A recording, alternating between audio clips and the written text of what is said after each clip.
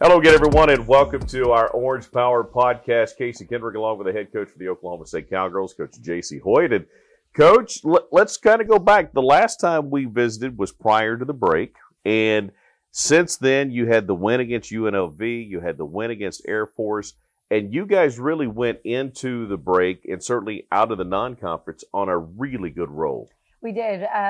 From the beginning of the month, we had talked about just what we wanted to accomplish in December, and those were two games that we felt would give us a lot of momentum going into the conference season. And of course, you want to go into Christmas break, on a high as well. So our kids did a good job. They really, understood the assignment and took care of business. They did. And then obviously, Coach, you get a dry spell in there too because of finals. And, they are student athletes. And I know that's something that you guys obviously put a lot of emphasis on. Yeah, something that we try as a staff to be really mindful of, just all the stress that comes with finals and the holidays and, just not being a normal student, right? And when they're seeing all their friends go home for 2 months and they're, trying to finish out finals, finish our non-conference schedule out and knowing they get a shorter break. I think sometimes we have to really fight for just their minds to stay strong through that and understand that it's a blessing to not be like every other student. But I think our kids handled it really well. Well, and obviously, again, they came through finals. They're 10-2, and you've really made an emphasis of it's us versus us. And at that point, going into conference season, it would seem like that challenge, as you talked about, they understood that. Was the team where you thought they would be at that point? I know I've asked you that a lot throughout the course of the season, but 10-2, really good scoring basketball team, great momentum. Is that what you anticipated or what you hoped for? A little bit of both. You just never know. You think that you know, but you don't until you go through it. I knew what we were capable of, and I think that the team did as well, and was really proud of that 10-2 record. Not because of the record per se, but just because of the strength of schedule that we had, some really notable wins that we had within that, and just all the different lessons that we learned. So you don't know what you don't know until you go through it, and that is always the case with the Big 12. And with your roster, 4 kids have been through that. They certainly understand. But it doesn't matter how much Taylon Collins and Cassidy DeLapp tell the others, and you tell the others that, hey, this league is crazy, and you have to play 40 minutes of basketball.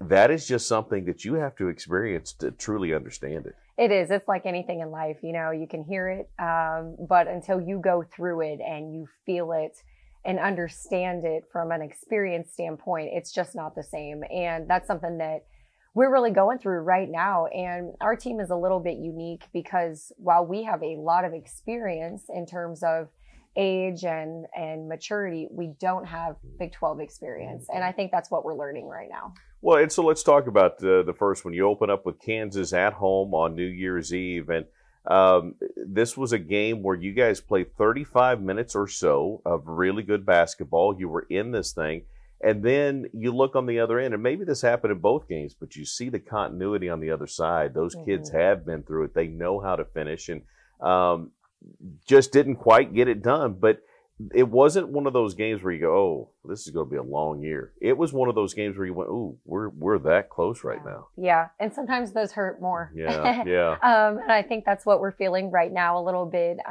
But it's just growing pains, and we got to figure out how to put a full 40 minutes together right now. Where KU, I felt like it was 35.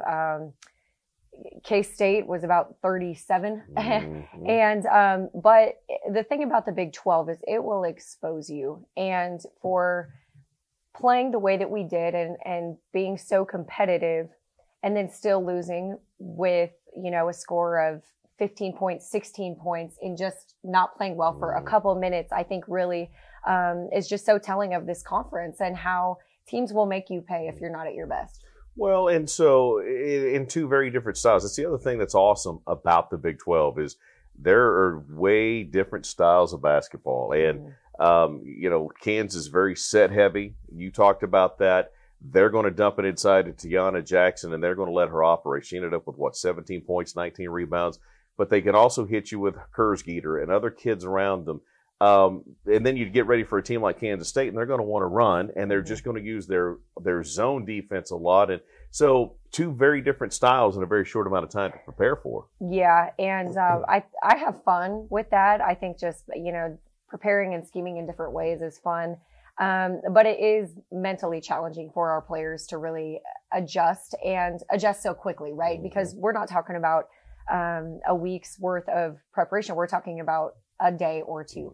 So something that we're really trying to learn right now as a group of just, turning the page, flushing whatever happened, good or bad, and moving on as quick as possible. First one against Kansas, I think Claire had 14 points, whatever it was, 7 rebounds, somewhere in that neighborhood. For a kid that's playing at the Power 5 level for the first time, she just kind of seems to have a natural flow to her game and a confidence that goes along with that maturity. She does have a great deal of confidence. And the really cool thing for Claire that I'm so happy that she's experiencing here at Oklahoma State is she really hasn't been that player on her previous team. She was a great player, but she was really a role player, and we've given her a lot of responsibility here. But I love her demeanor. I love the way that she approaches the game and just takes on, whatever role we give her, whether that's a defensive assignment, whether that is an offensive assignment. She just finds ways to step up. She stepped up, I thought, as well in the Kansas State game. But before we talk about that game, let's talk about the personal side of that for you. Obviously, going back home, homecoming of sorts, the state of Kansas.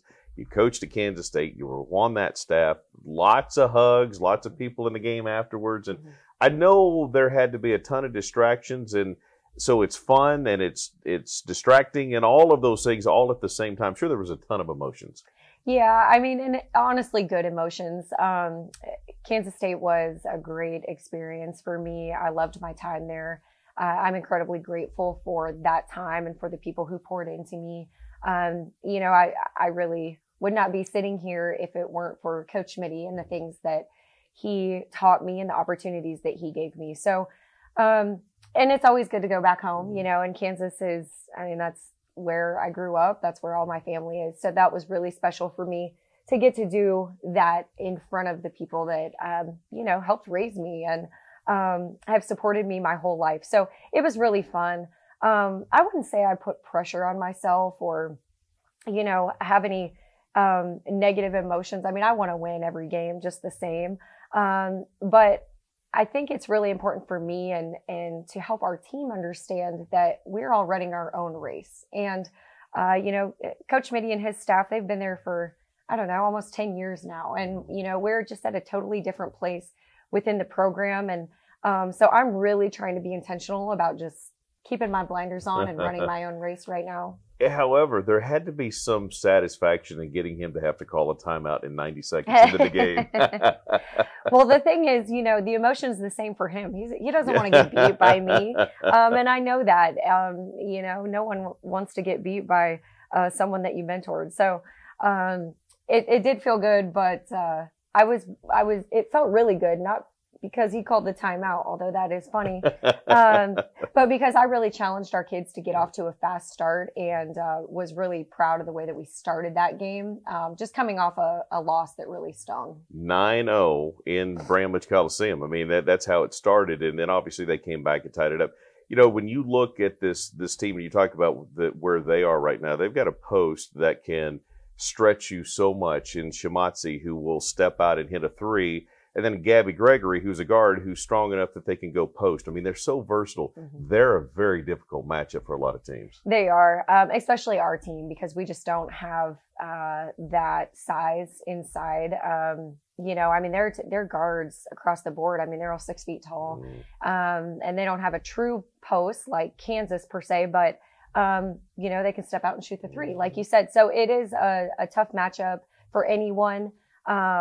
And I'm excited to see, kind of look at film and see what adjustments we can make for the next time we play them.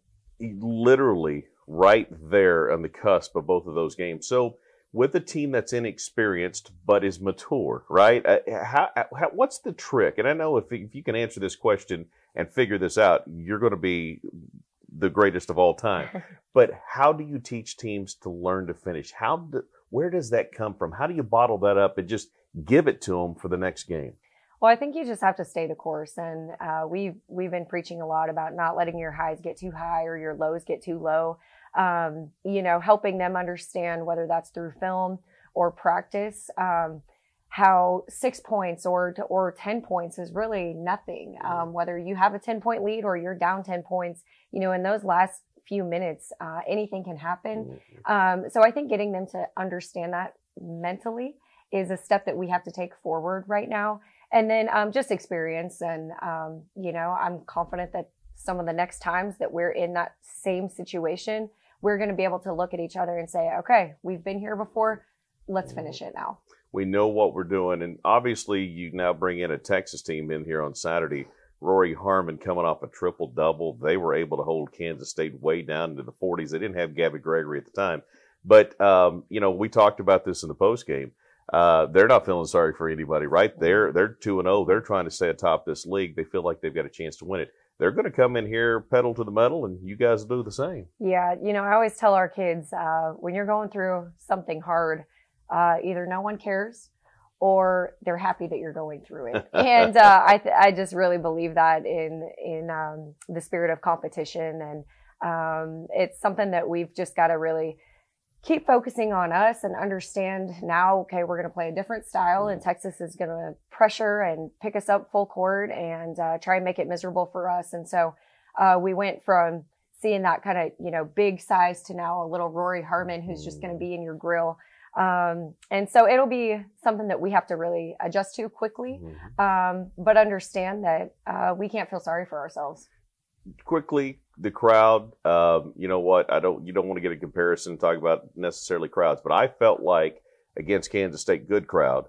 I thought our crowd was better against Kansas from an into it standpoint, and they're going to be so crucial all year long. Now's a chance to come to Gallagher, enjoy the atmosphere, and help you guys out. No doubt, the atmosphere that we had against Kansas was something really special. And I know I felt it, our players felt it. And, I was just super proud at looking up and seeing everyone. And like you said, just the energy that they bring. It's not just the fact that people are there. It's the fact that they are passionate, they're loud, they're giving us energy.